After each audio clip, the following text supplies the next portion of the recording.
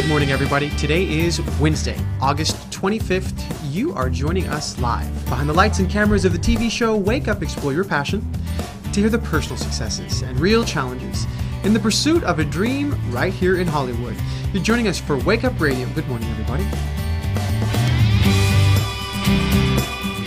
I'm your host, Ryan Ray, and joining me live today here in the studio is my co-host, Mr. Fuzz Edwards. How's it going this morning, Fuzz? It's fantastic, Ryan, and I want to thank everyone that's watching and listening, and also remind you that we'll be taking your live calls throughout the show. So if you hear something you'd like to make a comment about, or if you have a question, please give us a call at 646-727-3841. Absolutely. Of course, we always love having you join us live in the chat rooms here for Wake Up Radio. We also have another great guy joining us live this morning from Cincinnati, Ohio. We've got Joe Mellett on Skype this morning. How are you today, Joe? Very good. Thanks for having us, Ryan and Fuzz. It's great to be here. Oh, Joe, great to see you, man. I felt like I haven't seen you in such a long time.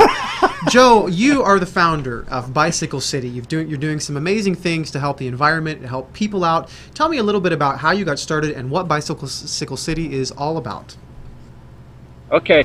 Bicycle City is a planned car-free community where people park around the perimeter of the community, and inside the community is just a great place for children and people to explore via walking, biking, skating, what have you.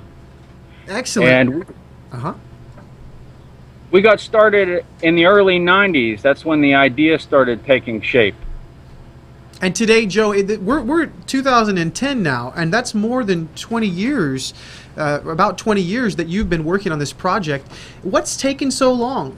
Well, it's illegal in most parts of the country to build a car-free community because of zoning laws. Mm-hmm. And we were fortunate enough to find Lexington County, South Carolina, where they support low-impact, mixed use, and bicycle and walk-friendly communities. You had told me earlier that you actually approached developers with this idea back in the 90s, and they all turned your pitches down. That's right.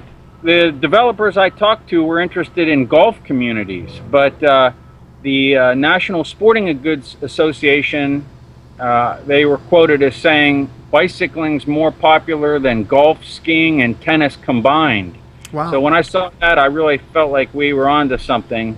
Joe, what was the inspiration for this? Myself and 3 friends rode our bicycles across the country in the 80s during a college break, and we worked our way across the country washing cars and cutting lawns for people. Wow. And we raised money for big brothers and sisters.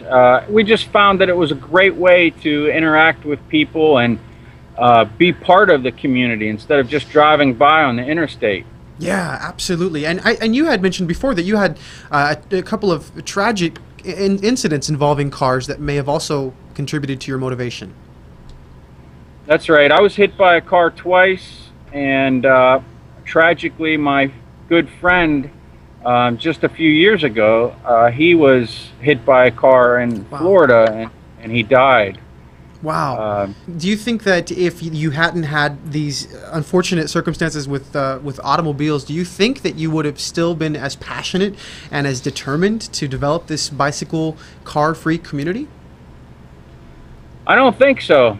I mean, that's a real wake-up call when you get hit by a car and you almost, die. And I love animals as well, and animals are constantly being killed by cars on the road. Now, Joe, we want to kind of elaborate a little bit on car-free community, because people who live in this community will still be allowed to own a car, correct?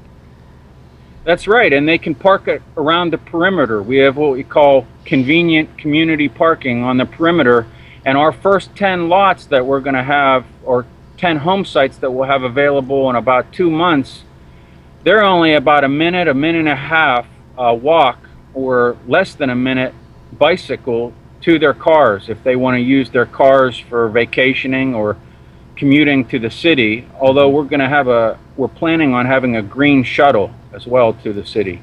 Fantastic. Joe, and I love what you've said. You've told me that what you're doing is being driven not so much by profit, but more by serving others. Elaborate on that a little bit for me. Well, Bicycle City has so many issues, critical issues of the world, that it's part of the solution. For instance, the climate change, the obesity epidemic, alternative energy, things like that, where it all comes together with Bicycle City, and it helps people, it helps the environment. Excellent, excellent. It's so much more than just bicycles, Fuzz. I mean, when we hear the name Bicycle City, we think it's all about the community and the bicycles, but it's so much deeper than that. Yeah, I love that. It's not that you have to love bicycles per se, you know, or be a cyclist enthusiast. It's really just about living in a community that is getting things within reach, and getting back to nature, and being healthy. And you know, it's not that it wasn't that long ago, 50 years, you know, which seems like an eternity sometime, in which communities were kind of like that. I can remember my grandmother telling stories about walking to the store and walking home. And well, we just don't walk enough these days, that's for sure. Joe, we're going to bring you back on the line in just a moment, but coming up next, we've got Mike Lydon, who will be joining us from New York City. He's part of the urban planning team that's putting together Bicycle City. Stay with us here for Wake Up Radio, for we'll have more in just a moment.